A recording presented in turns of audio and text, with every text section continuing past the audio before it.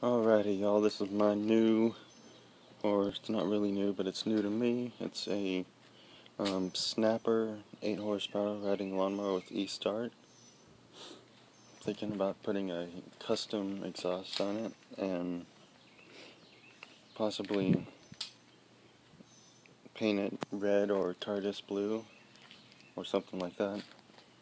And it's pretty bacon. 5-speed manual and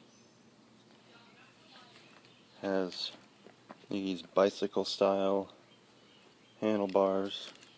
This is the clutch and the brake, and I believe that this is the auxiliary brake, which stops these. And there it is. It's my new to me Snapper lawnmower.